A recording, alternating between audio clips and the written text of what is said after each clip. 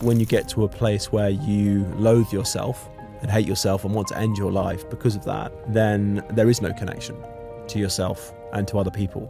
Before becoming the hypnotherapist and performance coach he is today, Nick spent over a decade battling hard drugs and alcohol addiction, a chapter that could have ended his story, but instead it became the foundation for transformation. Through years of self-work, deep study in psychology, neuroscience, and hypnosis, he rebuilt himself from the inside out. Now with over 15 years experience, Nick helps entrepreneurs and leaders rewire beliefs, break free from self-sabotage, and reclaim their energy. What you'll hear is that you may not need to be in the depths of addiction, but it's likely you still face the same traps, whether it's old patterns, self-doubt, behaviors that hold you back. And with the right tools, you can reprogram your mind to work for you, not against you. But the underlying factor is self-worth and self-love. And if you haven't got a good solid foundation in that, then you're never going to have true fulfillment. So Nick, thank you so much for being here. I know, and I've heard you refer to investing a lot into drugs and parties and also investing a lot into personal development. What cost you more? It's a good question. I mean, from a financial standpoint, I roughly estimated about £300,000 over my time in self-development. The question is, have I spent more on the other side of life than I have on that side of life? And the honest answer is I don't know, but it wouldn't surprise me and probably would scare me when I actually figured out roughly, and it's an impossible exact number to know for obvious reasons, but it's got to be up there. It's got to be up there, and it wouldn't surprise me if it's considerably more than the money that I've spent on investing in myself from a personal development and biohacking perspective. Yeah, for sure. It's interesting how people almost think that personal development is a cost, but I love how you just put it, and what's an investment into self.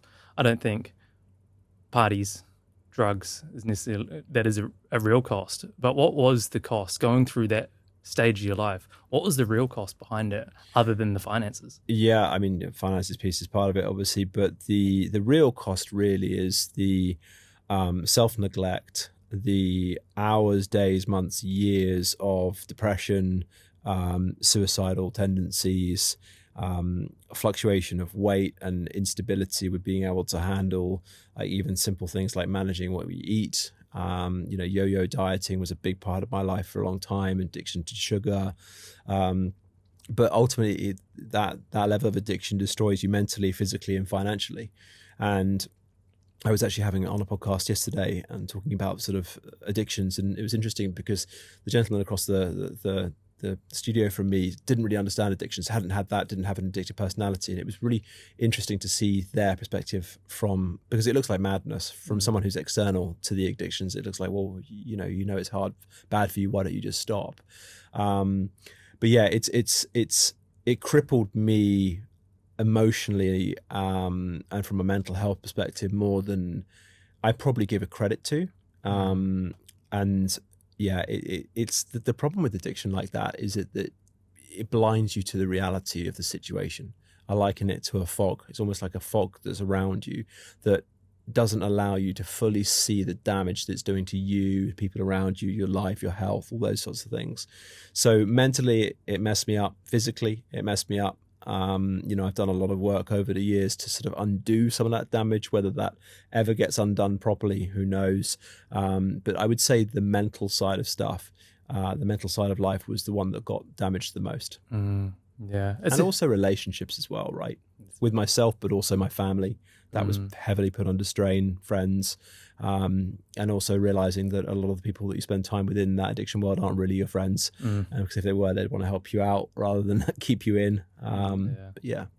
I like that you talk about how addictions and how much it affects you mentally. I think, as you say, I don't have an addictive personality, if there is such a personality, or I don't have a problem with addictions. And I know there'll be a whole range of people that will be listening to this going, totally resonate, totally appreciate what it is that you're sharing. And then there'll be other people like myself that maybe not have any awareness and go, well, just do better. Yeah. And like almost as if you can just mentally work your way out of it. Yep. But the part of the addiction is what's eroding that mental part of it. Yeah. I think addiction is a really strong word for a lot of people that maybe think of like whether it's drugs or sex or like these really hardcore addictions. Another word is maybe compulsions, and you talked about some of those softer ones. Just it could be a working compulsion. Yep. Like these are safe compulsions. Yep. For you, working through these addictions, or even working through that part of your life, and even having the awareness of what it was costing you. It must have been giving you something as well, because otherwise you wouldn't have been doing it. What was it that it was really giving you that kept you on it? I believe all addictions are an escape of reality, right? It's a tool to not face and take responsibility for the things that you need to face in life. Drugs, to the level that I took them, or any level for that matter, it's an amazing tool to just escape reality. So I didn't want to step up and take responsibility for my life. I was afraid of the things that I would have to address. In which ways specifically? Well, so my dad had MS my entire life, and watching his health decline over a 15-year period broke my heart. And that was really difficult to deal with. And I spent a lot of time at home with him. We were very lucky to have some help, but watching him, not being able to crawl up the stairs on his own and having to help him do that, and a myriad of other things was heartbreaking. And rather than really facing that problem and other things that were going on in my life at the time, I, like a lot of people, got involved in drugs as fun, friends, parties. We used to organize illegal raves back in the day. And, so I was heavily embroiled in that scene. But then I slowly started to see, well, actually, I can use these drugs. The harder the drugs got, I can use these drugs to obliterate the reality that I don't want to face. So I believe that addictions, especially strong ones like this, are a tool that people use to not step up and face reality. And I know that's controversial for a lot of people. And there are more moving parts going on. And we can talk about brain chemistry in a minute to talk about what you were discussing a second ago. But it's highly effective tool. When you mix drugs to the level that I did and that many people do, even if it's just alcohol drinking every day or whatever, there's a myriad of ways of doing it. It's an amazing tool to not face the pain of something that you need to deal with. And to touch on your point about, some people don't understand, you don't have addictive personality, so it's very difficult for someone who doesn't have that side of you to understand, like, well, why do people do it? Just stop doing it, stop being an idiot, just stop doing it, and that's a very logical way to come from it. What I've learned over the years through having my own brain scan done and having a look at other people's work who are very, very much smarter than I am, all our brains are different. And all our brains are wired differently from birth. And just like our genetics, we all have different components and genetic predispositions to certain things and not to others. And from what I can understand, and I don't think anyone has the full picture for this, but our brains are different. My impulse control when I'm done on the scan was virtually zero. So the part of my brain that sort of says, hey, maybe you shouldn't do that, didn't really play a part. I've actually done a lot of neurofeedback training with Zara in Bali, and she's amazing. And that's helped to rebalance and readdress some of those components. But everyone's brain is different. So how you get some people that are highly creative, some people that have got loads of charisma, some people that have got no charisma whatsoever. There's a reason we all have these different traits and different abilities. And I think a large part of why some people have these addictive personalities and lean towards those are because of that brain chemistry. Now, obviously, the other big part, as you know, is the belief system, and that's primarily what I do as my job, right? Is help people understand what their current beliefs are. So if you have a brain chemistry set up in a certain way, you have a belief system that it doesn't serve you, i.e. doesn't give you the empowering beliefs that are going to help you win in certain circumstances. And then you couple that with the environment that you're in, which is a huge piece. Everyone always says we're the sum of the 5 people we spend the most time with. And there's a lot of merit to that, right? So you can create a perfect storm with brain chemistry, environment, genetics, and a whole host of other things that will allow you or set you up much more likely to go down that route, to be addicted to certain things than someone who doesn't have those scenarios set up that way. Do you think it's really interesting talking about that brain chemistry on the research that you've seen and you've dived into yourself? Are people born that way, or has it a conditioning factor in the environment that they grew up in that disenabled maybe that part of the brain to develop in what maybe others were exposed to? I think with everything, there's multiple facets to it. It's very rarely this is the one thing that does this. Yes, we're born with certain brain chemistry components, for sure. There's a genetic component there. environmental factors will absolutely play a part in that. But, you can look at someone who has a traumatic brain injury and how radically they can go from being, having certain character traits to having very different character traits after an accident. So there are multiple ways of doing that. And again, putting yourself through 12 years of hard drug abuse absolutely changes your brain as well, right? And I spent a lot of money and time over the years to try and undo as much of that as I possibly can, with lots of different biohacking modalities and other things as well. But yeah, I think it's always multifaceted, but we're definitely given a genetic makeup, if you like, from birth. How much we can affect that, and from an epigenetic standpoint, and what environmental factors and things that we can do to change that, I think varies depending on how extreme and what routes you go down. Yeah, I love what you mentioned before about using as a tool to escape or avoid responsibility of whatever the reality is. I have had a strong belief for quite a while now, and it's now unwavering. I don't know, and I'm happy to be wrong and be corrected, but I think that facing our reality is the hardest thing that we can do as humans. Really facing the reality for what it is, like whether that's self-neglect, self-abandonment, for the disconnection, for the loneliness, for the way that we've been fucking up our lives in all the different ways unintentionally, because if we knew better, if we're able to do better, we would. But like, to face that and come back to responsibility, I think it must be the hardest, the challenging, most courageous thing that we can do as humans. Totally. I mean, there are a lot of things I regret from my past, things I've done to people, to myself, experiences, etc., in respects that I wouldn't repeat them. But I believe that life unfolds in front of us exactly how it's supposed to, right? Which is a very difficult concept to get your head around, especially when things like illness or addictions or people dying or really extreme things happen to us in life. I believe everything unfolds in front of us for a reason. Our job is to spot those reasons and learn the lessons and take the appropriate route that's going to send us down the right path, right? And that's the challenge, and having that awareness internally and externally to know what the reasons are. And often, as you say, the hardest, most painful things, the things that we typically point at other people and say, oh, you're an idiot for doing that, are usually the things that we need to address ourselves. Isn't that the first truth? off, always, right? And that's one of the really hard things, because it triggers us and we think, oh, they're annoying. But actually, those are the signposts, and those are the things that I've learned over my life, at least, that when I'm angry at someone else or I'm pointing the finger at someone else, that is a good time for me to sit down and go, okay, cool, what's here? What's to learn for me here? What have I got to take on? And why am I being triggered by X, Y, and Z? And I think that's one of the most powerful tools, because as you say, it's really uncomfortable.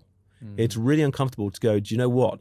I was a dick for 12 years and I didn't take responsibility for this, and I did this, that, and all these other things to other people.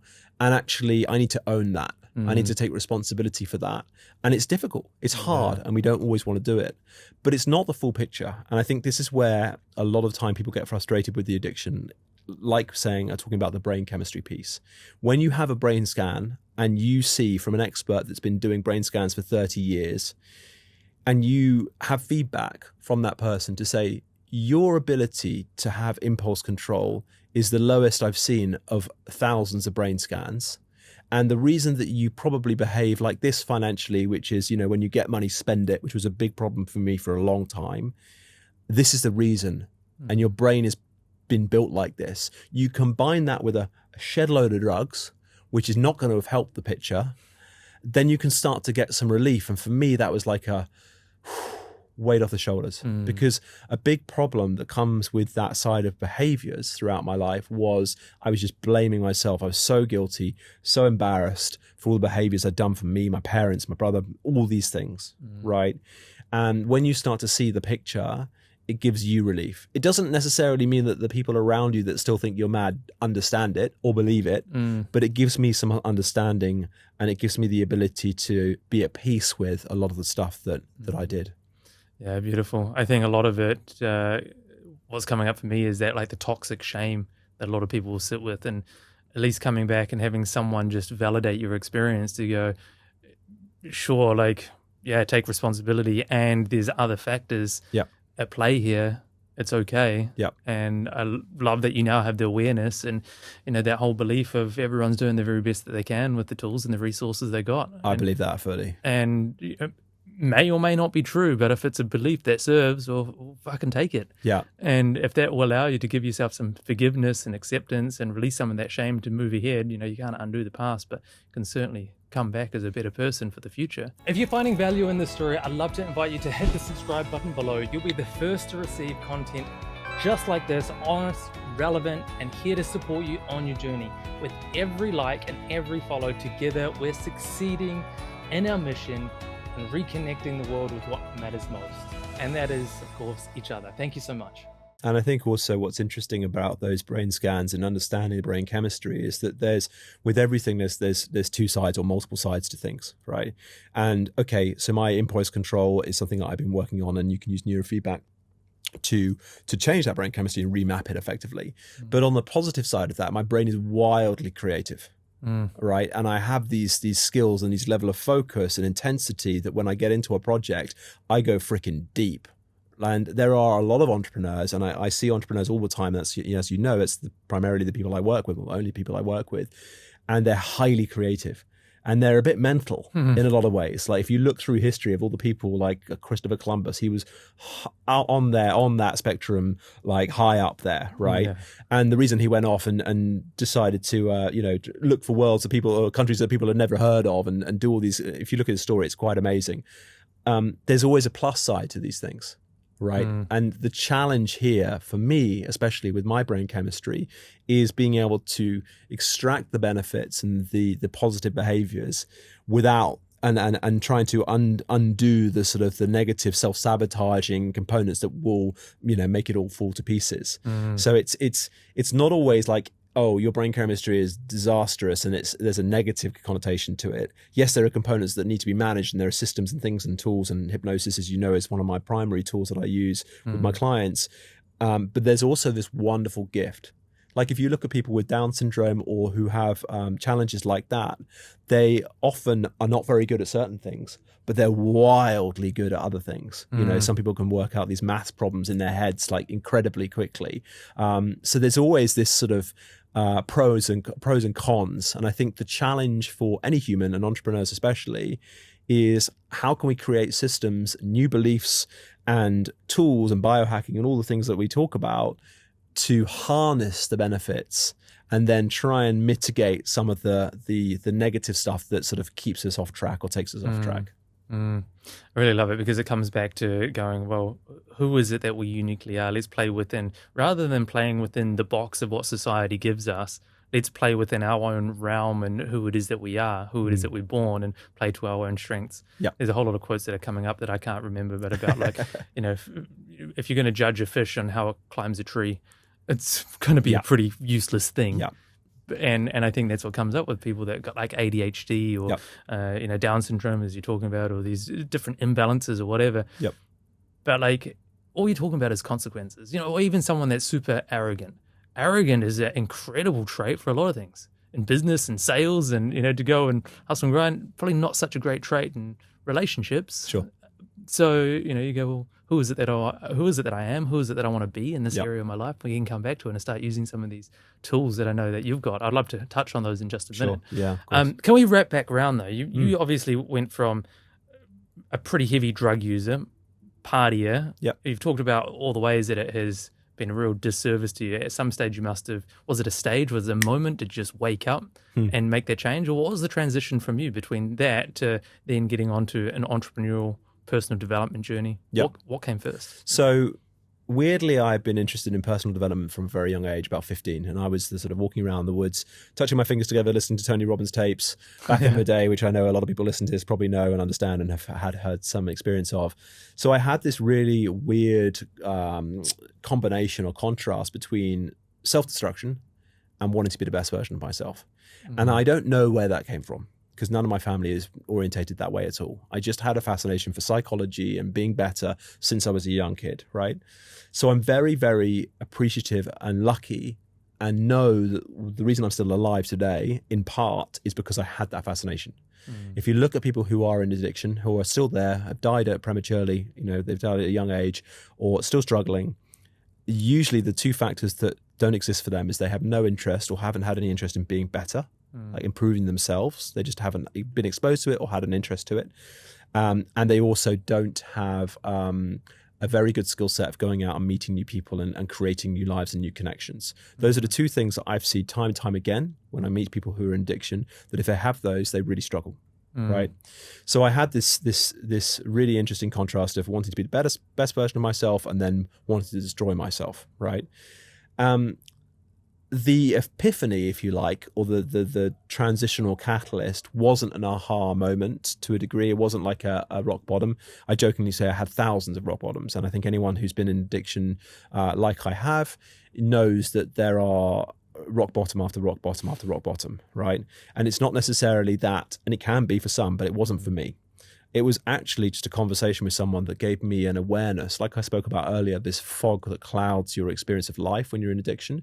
You don't really see the impact that it's having on your life, your mentally, physically, the people around you. Through a conversation I had with someone, for whatever reason, that conversation illuminated and gave me awareness of how bad my life had got. And that was the catalyst for getting the ball rolling. I went to rehab before because my parents wanted me to, which is never a good idea. I came out after 12 weeks and started using straight away the first day. Wow. After I'd made a decision that I wanted to do something about this and something clicked in my head, I went to a 2-week rehab, which was what got me back on track. Interestingly, the first day I actually went there because it was a type of rehab where you didn't stay there. You would go there for the day, come back home and then go back again. And I relapsed the first day. And I came back in the second day and I was like, yeah, it sort of hasn't gone well. And everyone was like looking at me like, oh my God, what the hell's going on type thing. But after that first relapse of that day, that was the last time I ever used drugs or drunk any alcohol. But I had to have made that decision in my head. And I think the classic, you can lead a horse. What changed between the first time and the second time then? It was just a case that I did it for my parents. Okay. They wanted me to The first time, you mean? Yeah, the first rehab. Yeah, it was 12 weeks, and it was purely because they wanted to help me, obviously, being my mum and dad, and it was me trying to please them. So it wasn't me, because like anything in life, once you make a switch in your head, you can do anything, but you've got to get to that point, right? A decision can be made in an instant, but it can take 20 years to get to that instant. Yeah, that's very true. It's very true. One of the things that you mentioned that I just want to touch on, something that I've noticed to be true, and I'd love to hear your thoughts on this, is when the higher addiction is, the lower connection is. Is there a correlation there? Addiction high, connection's low. And so connection to yourself or to people or what? Connection to self, to others, just feeling connected in life as opposed to feeling alone, disconnected. Yeah, 100%. 100%. And is that an important part? Because I noticed that was one of your two criteria. So growth, a desire for growth and becoming better. And the second one is feeling connected. Maybe a sense of belonging, feeling emotions in a healthy, functional way. Yeah, 100%. And I think the peer group, the people we spend time with, matters in that respect. My old drug counselor used to have an expression which I love, which is spend enough time in a hairdresser's, you're likely to get a haircut. And I think it's relevant to any environment. That's true for tattoos and me. I don't even like tattoos. Got 5 of them. They're all fucking ridiculous. Because my friend was a tattoo artist, and you that's spend where I enough hung time in a tattoo. People with tattoos, you might get one, right? You're stacking the odds in a favor. So I think there's two things there. Yeah, I think definitely there's if you look at the underlying component, it's about self-worth, self-love, self-belief, whatever you want to call it. It's all the same sort of genre, and I think when you get to a place where you loathe yourself and hate yourself and want to end your life because of that, then there is no connection to yourself and to other people. So yeah, I think that's a big part. It must be a very painful place to be. Very lonely and very scary. And so it's no wonder that drugs, like I look at people that are on the street and, heroin addicts. I think I was in Spain walking along and, there's just a guy just in between 2 cars shooting up heroin. And I'm just like it must be such a tough place to be. And, sure, you can judge them all you like or whatever, but take away the drugs, what have they got left? Probably a whole lot of self-loathing, self-hatred, and just that such a low worth. Yeah, but that's the only way out. And that's what I'm saying. If we talk about the conversation earlier, it's like it's a great tool to be able to hide from that pain. You don't have to face it. Yeah. I mean, I was incredibly lucky that I had a phobia of needles, which I've actually now overcome. But if I hadn't had a phobia of needles, who knows what route that would have gone down. I was very lucky never to inject, and I've not done heroin. I've done pretty much everything else. But for whatever reason, I was given that phobia for needles since I was a young boy. Because I know once you start injecting drugs, then psychologically that becomes a very different ballgame. And obviously heroin is highly addictive as well. But yeah, it's a scary place. And I think people that don't understand it or don't have those tendencies, I get why they think it's crazy, because it is. When you're looking externally to someone who's behaving how they are, and they know that what they're doing is wrong, it looks like madness. It is madness. But all I would say to those people that maybe have someone in their life that is going through that, just give them compassion. Give them compassion and give them love and support as much as they possibly can. The challenge with having anyone that's got addiction in your family is that you cannot change them. They have to want to do that internally. And for some people that will take near-death experiences, some people that will take a conversation, some people, it's different for everyone, right? But the reality is, it is about hiding from reality, hiding from pain, hiding from taking responsibility for life. And it's a highly effective tool to do that. Yeah. I really want to highlight the fact again for our listeners that what we're referring to here is not just drugs or alcohol. No. This is for any kind of compulsion, whether it's working way too much, whether it's compulsive sex or porn that came up, porn addictions within men, that's hugely destructive. Going to the gym, like eating disorders, all of these things. I hear guys talk about like women and their cleaning compulsiveness. Any kind of compulsion, it applies. 100%. I think so what's interesting, and it's I was speaking to someone recently who will remain anonymous, but we were talking about relationships. So this is an interesting one. So I know people that have, and we all know people probably that will get out of a relationship and then they will jump back into a new relationship within sometimes hours, days, weeks, right?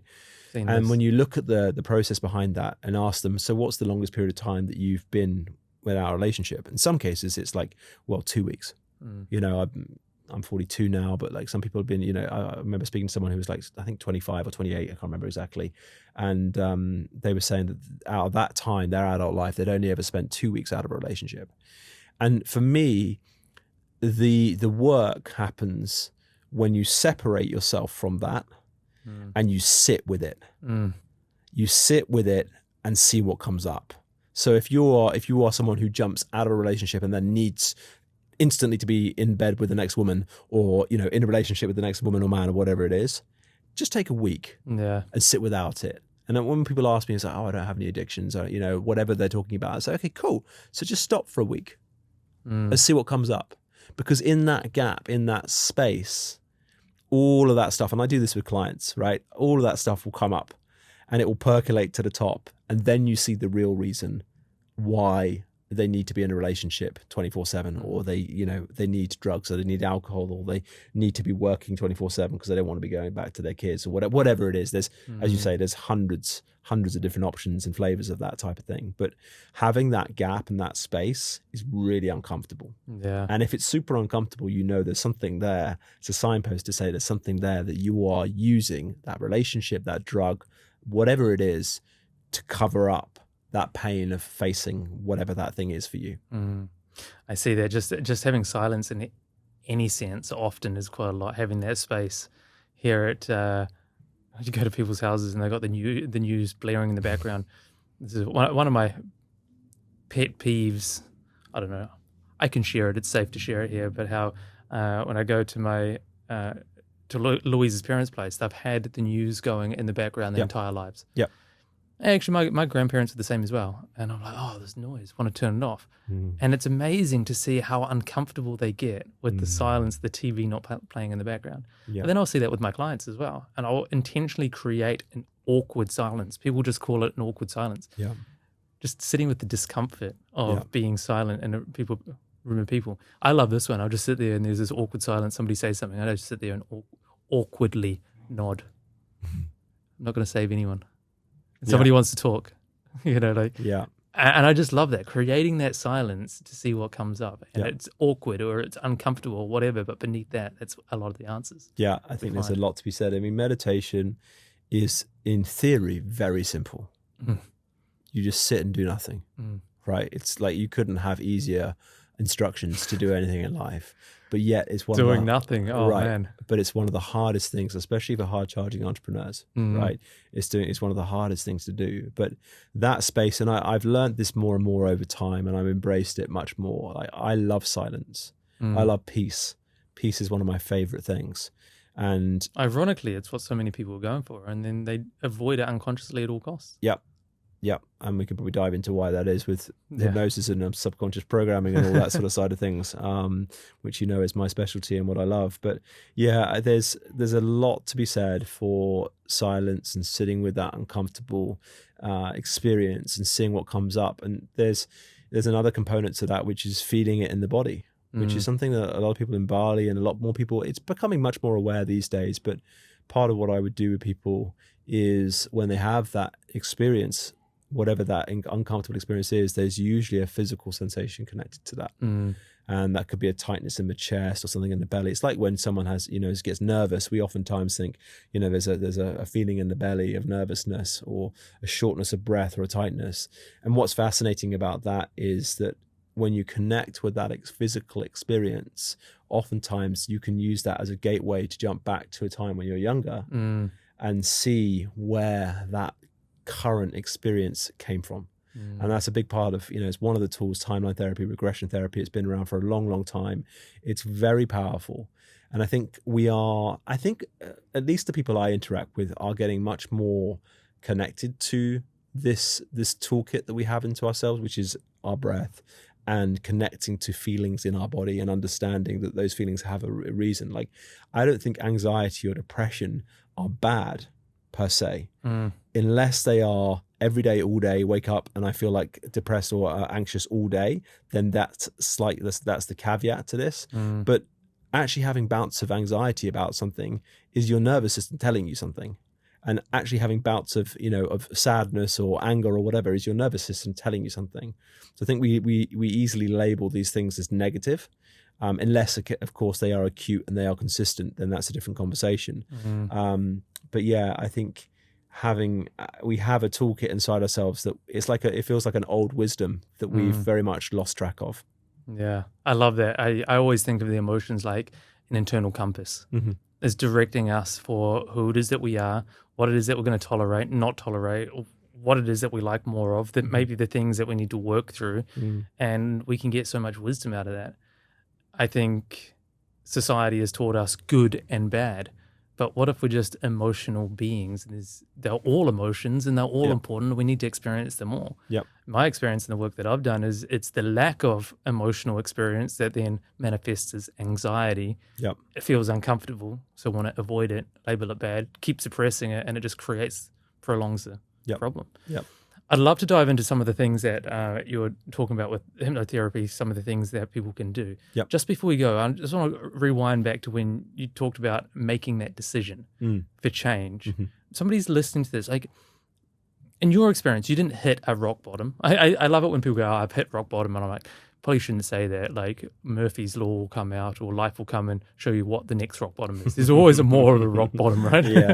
But you mentioned that your change didn't come from a rock bottom. It came from as simple as a conversation that was backed up by your decision. In your experience over years of doing this, when does that usually occur for people? Is there any themes that you notice? No, I don't. I mean, for some people it can be, it's just got so bad that it needs to change, or there's an ultimatum from a loved one, or there's a health scare that really scares people. I had all of that, at one point, but it wasn't the thing that helped me change. And I honestly, I don't know. It just got to the point for me where that level of awareness around how bad it had got became apparent to me through that conversation. And it wasn't like a really hard hitting conversation. And And people ask me this all the time, it's like, what was the epiphany? What was the moment? And it's like, it wasn't anything particularly special for me. So I think it's always different for people. And for some people, that scare of health or losing a relationship is what they need. And for other people, it's just a case of, I've been through this for so many times now, like something's got to change. And that one conversation for me was the thing that was the catalyst. It sounds like it was a big jump from realizing the self-neglect, self-abandonment to going, okay, I'm going to choose me now. Yeah. And say yes to me. Yeah. Is that the real decision that's happening here? Or if it's not that, what is the decision? It's a good question. Let's ponder that. I mean, I suppose for me, because I had this fascination with self-development for so many years anyway, there was always this underlying theme, if you like, of wanting to be better. And in fact, in actual fact, the conversation that I had with someone was at a seminar, which was a self-development seminar. So I was in a place always trying to look. I mean, the amount of books I've read, like a lot of people do, I've been down many, many rabbit holes. So I think for me, it was a continuation of the work that I'd already been doing. And it's one of those questions that it is a really anticlimactic answer when I give it, because there wasn't this sort of big aha moment. I'd always been interested in being better. And I don't really have any other reason apart from that conversation just gave me awareness of how bad it got. It allowed the fog to lift momentarily for me to see, what the situation was, what it was like, and just something needed to change, and something internally clicked. There it was. Yeah. Yeah. I'm kind of the same. When people ask me that question, I'm like, I don't know either. Yeah. But I share the same story. It was, I had a conversation with someone. It was at a personal development event. I thought I was going there to become the person I need to be for my business so I could be successful. He asked me how I was, and I said, good. He said, well, good's not really an emotion. How are you really? And I said, some days I feel like shit. He goes, that's not really an emotion either. He goes, tell me about your emotions. I said, well, I'm emotionally stable. At least that's what I thought it was. And he goes, tell me more. I said, well, on one end of the spectrum, I'm not overly excited or joyous or anything. Like, I'm just calm, normal. And on the other side, well, I'm not really angry. I don't cry. I don't get upset. I'm stable. He goes, stable and numb. And it was just that question. And then he gave me the analogy. He was like, how about like this? You're living in the bandwidth. So this is all the high emotions. These are all the lower emotions. But you got a bandwidth here, and it's like the single key on the piano. Ding, ding, ding, ding, ding. And that stuck in my brain. I was like, holy shit, the single note of life. And he said, what if life was more like, your song of life? You've got one key on the piano. What if your song of life was like Mozart? You got the high notes and you got the low notes, and you can navigate through them all. And I was like, holy shit. It blew my mind. And I was like, oh, wow. This is not about becoming better for my business. This is about becoming better for me, my life, my relationships, my experience of life. Yeah. And it was that conversation changed the game. Yeah. And so I wasn't in a rock bottom place. I was actually in a very good place, growing, developing, just not in the way that was going to allow me to experience my life to the fullest. It was just developing to be more of a machine that I'd always had been. Yeah, love that. And so that was my story. And again, just a conversation. Yeah. Could it be replicated? I don't think so. Everyone's got their own thing, right? Questions are powerful. Yeah. Like, I really value questions, and things like journaling are really powerful for that. But asking difficult questions to people and allowing them to see things from a different perspective and different angle is hugely powerful. And sometimes it's just the right question at the right time, posed in the right way from the right person that allows you to go, do you know what? Yeah, you're absolutely right. I need to have a look at that in a different way. So tell me, you've been working in hypnotherapy or some form of what it is that you do now for like 15 years, right? Yeah. Did you start this while you were still in your drug phase? Yeah. It sounds like you started learning a lot of it. Yeah. Was there a transition period? Very much. So all of the stuff that I did initially was about, how do I sort this out? How do I sort my life out? How do I get rid of all these addictions and problems that I had? So it was always a case of selfishly wanting to use the stuff for me. And then not really selfishly though, is it? It's, I would say, probably taking care of your own needs finally. Yeah, totally. But what I mean is that after I realized how powerful it was for me, then I could see a bigger picture of like how I could serve other people. So when I say selfishly, it's mean I wasn't really interested in sharing it with other people or helping other people. It was just all about me. Yeah. And that's what I needed at the time, as you rightly point out. So I had dug into NLP, I had dug into hypnosis, I dug into all sorts of psychological tools and books and programs and seminars and biohacking for quite a long time whilst I was in the grips of addiction. And then as time went on and I sort of came out of that side of things, then I trained professionally at it, NLP and cognitive hypnotherapy. I went through those processes of understanding how to use it in a therapeutic standpoint. And then over years, like all of us, I've trained as a personal trainer. And one of my first things was helping people lose weight online. So I had a raft of experience that over time sort of morphed into working with CEOs for a short time, and then primarily working with entrepreneurs, which I love working with because 7, 8, 9-figure entrepreneurs are really interesting people. They're all a bit crazy. We're all a bit like, out there. We've got courage to go off the beaten track and try and do something that is really hard and not the norm and goes against a lot of societal beliefs and ideas. And I love people like that. I love the crazy people out there. I always joke that, they're the most fun people to be with. And I understand them and I get them because that's who I am innately. So that's why I leaned in towards using hypnosis primarily as the big driving tool, but I use other tools as well to help entrepreneurs figure out what are the roadblocks in their head, what are the stories that they need to be put in to their head to serve them to double their revenue, make millions, whatever their goal is, and figure out what are the things that need to be removed. Because as you know, we have these experiences throughout our life. We create a story and a meaning around it, and then we carry that story with us for the rest of our life if we don't do anything about it. And that story shapes our entire existence. And it's amazing for me to see how powerfully once you change that, once you bring firstly an awareness to the stories that run in the background, and then understand, now I see that story has enabled me to play small in my business, has been, impossible for me to trust myself to go out there and deliver what I think I can do. For me, a big one was feeling like I didn't have any value to give. Right? It's not true, but it's what I had installed in here for whatever reason, right? And I know a lot of people struggle with imposter syndrome. And there's a whole raft of stuff that comes with entrepreneurial people. But yet they're only stories. And the tools that I have are able to highlight those, join the dots, understand, and give you an awareness of why that current behavior, where it came from. But then let go of that and reframe that, and then use hypnosis to install something much more powerful. And that's my favorite thing. Like I'm just passionate about, I can use my words to change your subconscious beliefs. And it's just crazy to me. I can use my words to put people into a deep trance, into a sleep-like state. And then within that, I can put words into their head to be able to help them effortlessly go out there and create whatever it is they're wanting to create in their business and their life. It's such a powerful tool. I've heard you reference this, and I truly believe it, that we're in hypnotic states, in and out of hypnotic states all day long, all the time.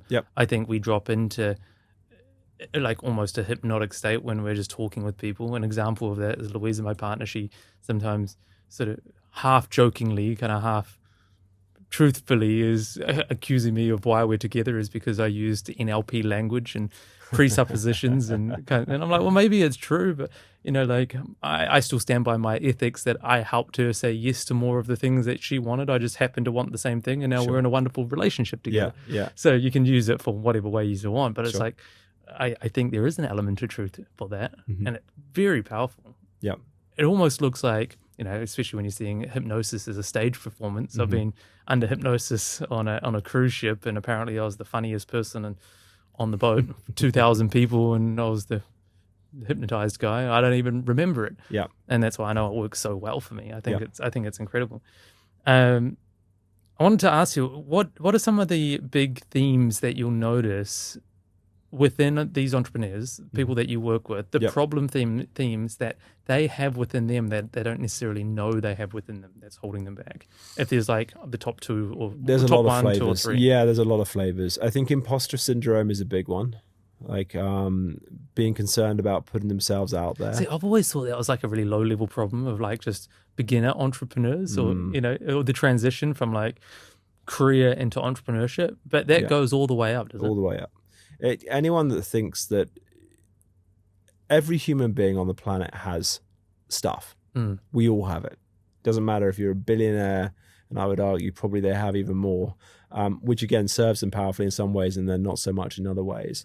But a big one is the fear of being seen, like the fear of the judgment of what other people will think of them. If you're an entrepreneur, you need to put yourself and your product, your business, your service, whatever it is that you do out there, especially in the modern world, even more so now with social media. You need to be able to put yourself out there confidently with the right message in a way that's going to attract the right people.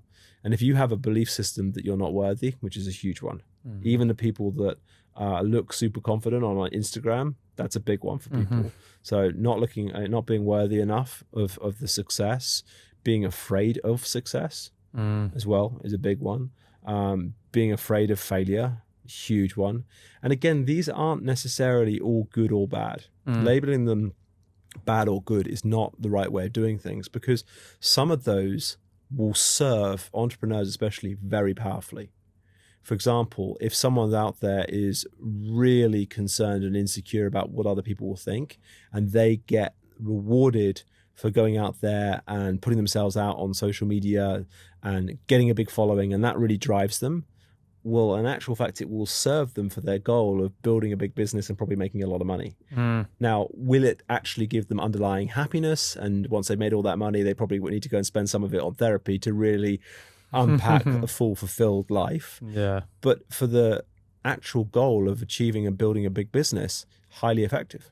There are tons of people out there, and you'll know a lot of the names of people that I can clearly see are highly insecure and driven very powerfully by the need to be liked. And that need to be liked can be fulfilled very, very well by being successful financially, building a business, known, famous, whatever. Actors are a big example of this. Comedians can fall in that category as well. I mean, all human beings can.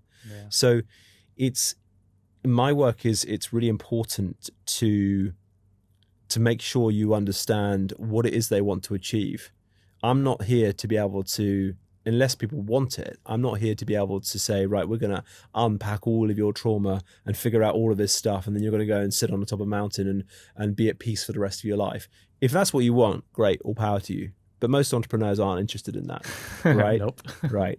And I think it's always better, personally, I think it's always better to have a load of money in the bank and then realize you've got a load of problems that you need to sort out with that money that you've already made, rather than sitting there saying, oh, I've got loads of problems and I've got no cash, right? So it's a game that needs to be played well, and you need to be very smart with understanding, like, what is the client actually wanting to achieve here? Because if something is working highly effectively, you don't want to change that, right? And, there's been lots of cases in life where people will, they'll go down the route and they'll be doing something and they don't actually really like it, but it fits their need for being seen and being loved and liked, and they become very successful at it. But then they realize, I have no joy. I mean, think about how many people commit suicide who've got millions in the bank. On the paper, they're highly successful. They've got the Ferrari, they've got the money, they've got the houses, the family, whatever, and then they go and kill themselves. Right. So I love this game. I think the psychology of humans is fascinating. So is there a deeper theme then, like just off the back of that example you gave, and maybe the people that you've worked with, is there a deeper theme below that? They've got seemingly everything, and then they go and commit suicide, or they come and work with you or whatever. What is it that, again, they're missing, or that they really desire, or they don't have, that would give them a sense of now purpose, meaning, being driven? I mean, I think it always comes down to a level of self-worth and self-love. That's the foundation and core. And if you are driving a business that is fulfilling a need of again, like an addiction, like you talk about sort of a workaholic, right? If you're working so hard at something and it fulfills that need of certainty in some respects, or being liked, even though it's just surface level, you're never taking that space to sit with, why am I doing this?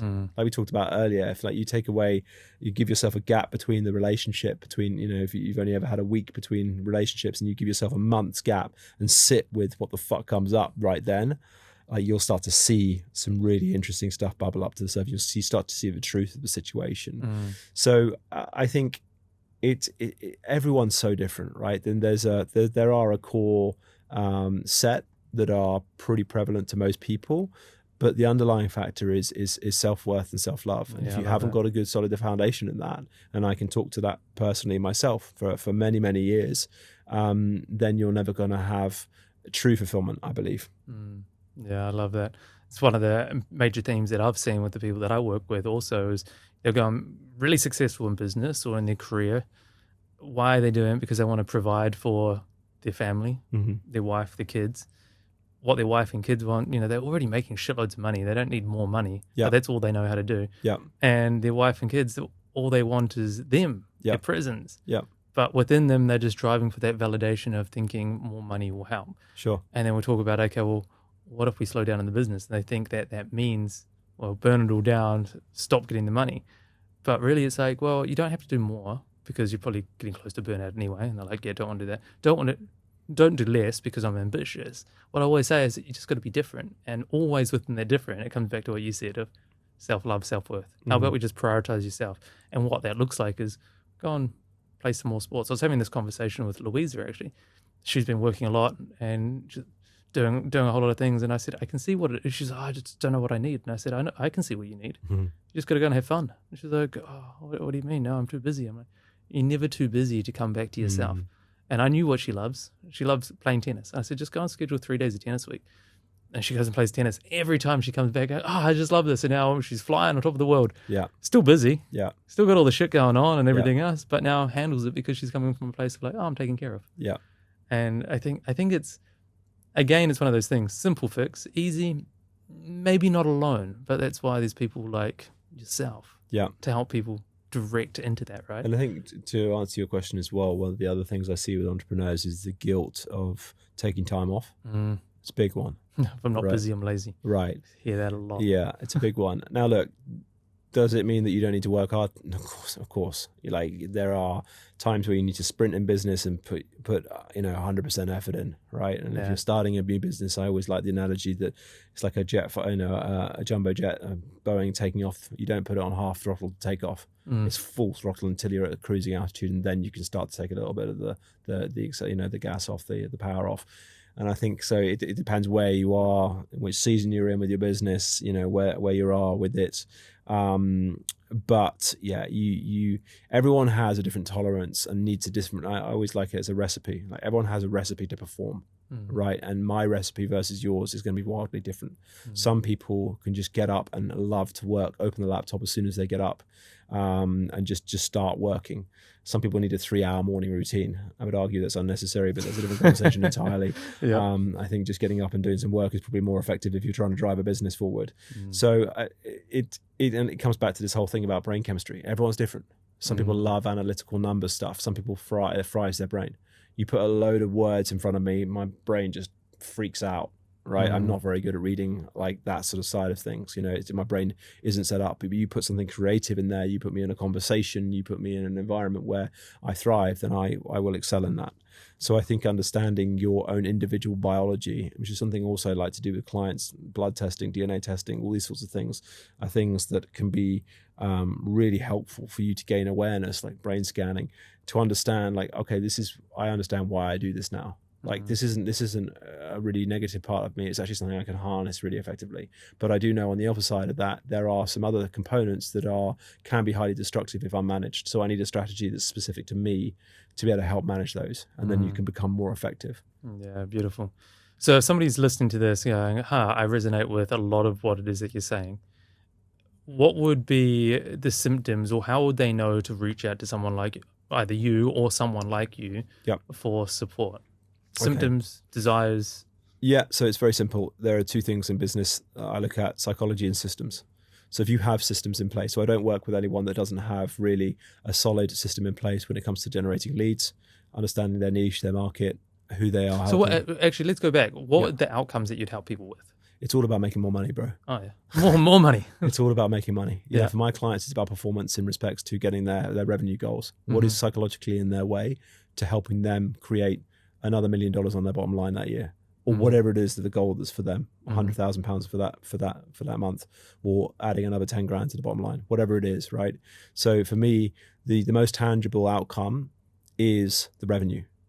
Now that is part of the equation because a whole host of other things will happen. There's a level of peace, a level of flow, a level of clarity that gains with it, more confidence. All those sort of things will come naturally with that process, but they're all quite fluffy when it comes to a sales and marketing perspective, right? So I always talk about how do we make more revenue in your business, because ultimately that has the biggest impact on people's lives. And that's why I like working with entrepreneurs, because when you move the needle for them, it's very tangible and obvious. They can go out and do something, and something that was really hard before becomes really easy, and their results are very, very obvious. So one of the things that we see within entrepreneurship is more money will often have a negative correlation against personal relationships or health, or like that self-abandonment, self-neglect. How do you work in a way that's not going to have that negative correlation, but rather be beneficial to the overall success, not just the finance? Sure. And I mean, that comes down to each individual, right? And you need to look at, it's not a case of just looking at the finances. When I bring a new client on board, there's an onboarding process that allows us to look at all the aspects of their life, right? So for some people, it might be that, you know what, I'm 20 pounds overweight, right? And my energy levels suck. My libido's low. I don't sleep well, right? We'll address all of that stuff too, right? So I have the biohacking approach is attached to the hypnosis side of things. A lot of my clients are very fit, very good in the health department, and don't really need that side of things. So we just don't add that if it's not necessary. So it's always very individual. If someone's relationships are, under strain, you'll see that bleed into every part of life. I was having this conversation with a client today. We sort of often segment and disconnect components of life. Like, this is business, this is this is relationships, this is finance, this is health, whatever. It's all part of the same thing, and it all bleeds into it.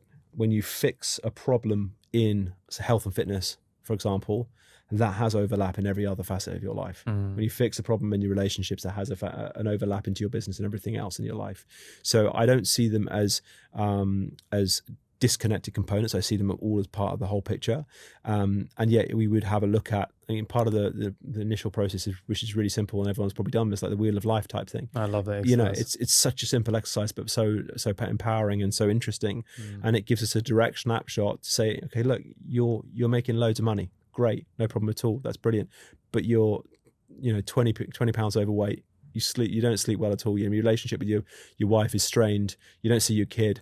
And that's their version, right? That's their setup and their problems. So we address those details. And typically what you find when you address all those other problems, that the business grows as well, right?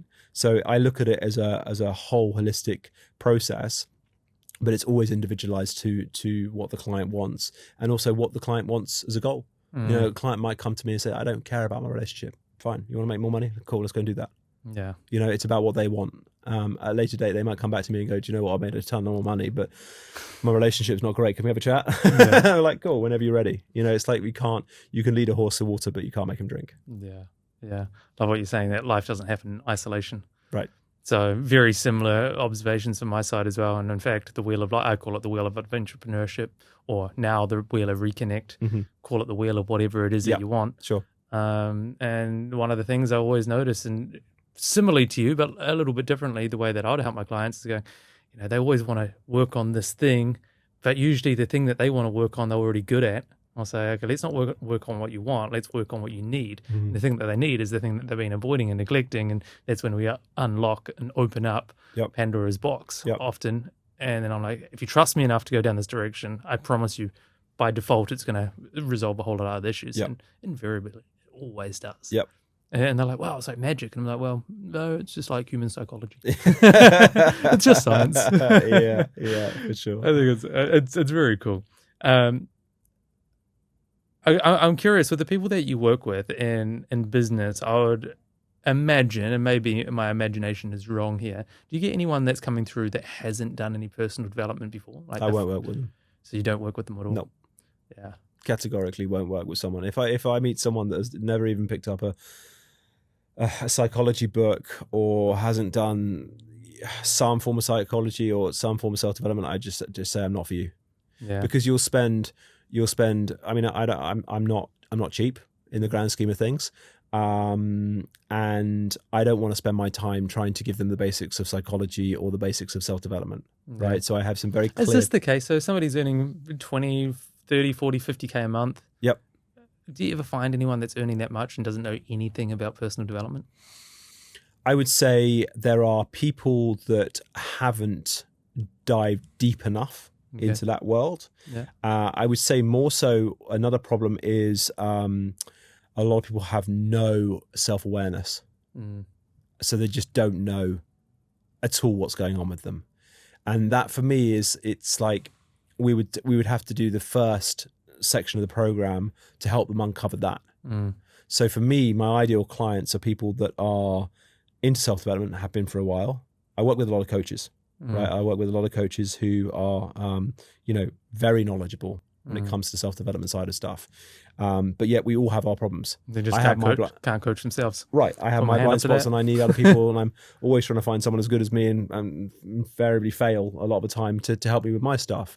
But yeah, if someone is a complete closed off, because it tells me something. If someone is very limited and had a very limited exposure on self-development in their life, it shows me a lot about them instantly. It tells me that they're probably quite closed-minded. They're probably quite closed off to the idea of certain things. And when I approach them about certain things, they're not going to get as good as results because they're very skeptical. So I'm very selective of who I work with, because the results I get for people are profound. But if you're walking into something or working with someone who is very closed off to that, has no self-awareness whatsoever, and is just like, go on there, make it work, I'm not going to waste my or their time. It's just it's a complete waste of time. Very hard work with not a lot of benefit. Yeah. How do you go about building self-awareness? Somebody's listening to this and going, that might be me. I guess if somebody was listening to that thinking that's probably them, well, they probably got a level of self-awareness to even hear that message. Yeah, sure. But let's say, somebody wants to go out and build more self-awareness. Where do you start with that? Sit with yourself. Just sit in silence. Yeah. Just see what comes up. Do mindful practices of some description. I think meditation has had a very bad PR agent for a long, long time. Right. And then when we talk about meditation and sort of mindfulness practices, we typically think of monks sitting on mountains, or sort of, a lot of people sort of talk about hippies doing certain things and have these connotations and these stories and ideas around what it is. And I think for a lot of people that aren't that way inclined, are put off by it, right? Because it doesn't fit the mold and isn't shared in a scientific way or an analytical way, which fits their brain chemistry and how they understand life. But there is magic to just being with yourself. And if you find it difficult to be with yourself alone for a period of time, that's a great place to start. Yeah. Because a lot of stuff will come up for you. Like, I love going off and spending time. Like, I always joke that some of the best conversations I've ever had are with me. My mind is very different to how it used to be. It's the same as a lot of people. It will try and go down negative places and do all sorts of things, and old patterns will try and rear its head. But comparative to how it used to be, it's an immaculate place comparatively. But I know when I first started meditating, 2 minutes was impossible for me. My brain couldn't compute and figure out how I could spend even 2 minutes just sitting in silence. So I think for someone who is looking at that route, and don't overcomplicate meditation as well. Like, there are so many purist views about you have to do it this way or that way. If you want to sit there in silence and close your eyes and just focus on your breath, great. If you want to put a meditation track on or a self-hypnosis track on, or something like that that's going to guide you through a process like that, all power to you. For some people, meditation is playing a violin or a musical instrument. Or it's doing something that takes them so focused on one thing and that's their meditation. So don't feel like it has to be, I have to sit there silently or I'm going to get beaten by a monk, which is, a classic, type of meditation. You're not allowed to move, you're not allowed to fidget or anything like that. So I would say start there. I think it's a really important skill to come back and develop in this day and age with the addiction to distraction. I think that's a really great quote from Robin Sharma, talking about the addiction to distraction is the destruction of all our creative process. I love that. And it's so true. One of my forms of meditation is just practicing boredom. Okay. An old mentor coach said that, just practicing boredom. And I laughed at it. I was like, that's so fucking ridiculous. And then as I kind of sat with myself, I was like, oh man, practicing boredom. That's good. Because if you think about any kind of routine or consistency in itself is boring. The same thing over and over again. Like, money, income is pretty unsexy. It's pretty boring. Once you've got consistent income coming in over and over again, it's like, who gives a shit? And so like anything, going running, getting fit, any kind of progress, it's boring. So I'm like, well, if things are going to be boring anyway, I may as well practice it, get comfortable with that. And then that becomes my form of meditation, without my phone, without the distractions, without the scrolling, without the cheap dopamine fixes, just being with it. And so that's kind of how I envision meditation a lot of the time. Yeah, interesting. I love that. It's very cool. So just before we wrap up, I'd love to ask you one more question. Is this podcast, Reconnect You, it's all about, and I love that we've already spoken to so much of this, it's all about the transition from the success through ambition and self-abandonment and self-neglect into now success with the ambition, but coming from a place of self-love and self-care. Is there any more specific points that we haven't already covered here that you'd love to add on to through the lens of the work that you do and the way that you help people? What, to get to self-love, do you mean? The transition, the effects that you've seen between the two of hustling, grinding from self-abandonment and then the transition to self-love and the effects, the impacts, your view on that, the importance behind it from your own journey or from the journey within. That's a big topic. It is a big one. That's why we leave it at the end, just so we can wrap up on it quickly. Yeah, nice. Perfect. Where would I start? So if I was someone that maybe struggled with self-love and self-belief, I think having someone external to you, whether that's a paid coach or someone who can carefully show you things about yourself, is very powerful.